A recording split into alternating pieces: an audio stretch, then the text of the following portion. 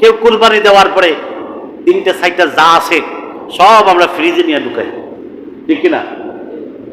এই কুরবানির আপনি ইচ্ছা করলে সারা কুরবানি আপনার ফ্রিজে ঢুকান, মিসকিনে দেওয়ার দরকার নেই, নিয়ে নেন করে, সমস্যা নাই। বলে হুজুর ইসলামীটা বাধা আছে, কোনো বাধা নাই। তবে আপনি নিছেন, দেখছেন, আরো ঝামেলা বাড়াইছেন। আপনি মাংস বন্টন না কইরা সারা কুরবানির মাংস আপনার ফ্রিজে ঢুকাইছেন, মানে আপনি আরো বিপদ আপনার ঘটনা আনছেন।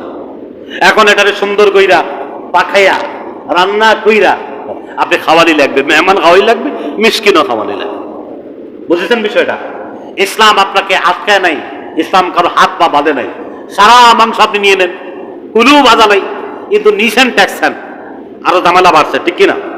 এই জন্য আমাদের মাযহাবের মতে, আমাদের উলামায়ে কেরামদের সিদ্ধান্ত হলো যে মুস্তাহাব কোরবানির মাংস 3 ভাগে বিভক্ত করা।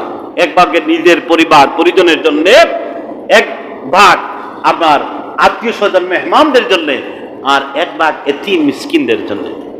কোরবানির ঈদ মাংস দ্বারা পরিবার পরিজন যারা কোরবানি দিতে পারে না, কোরবানি যারা দিতে পারে না,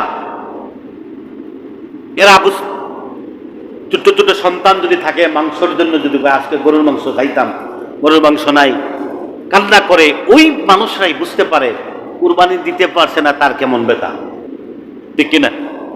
হ্যাঁ, এখন যদি কেউ কুরবানির মাংস আপনারে আমারে না দে, আমরা যদি ফতোয়া লাগাই যে বড় লোকের কুরবানি হইছে না, আমারে দিছে না, এটা আপনি কই ফাইলেন? আমাদের সমাজে তো আছে না দুষাদোষের ফতোয়া। আমার পক্ষে যেটা আমি লাগাই দিলাম, আপনার পক্ষে যেটা সুযোগ পাইছেন এবার ডাইরেক্ট ফতোয়া ছাইরা দিছে না, কুরবানি হইছে না।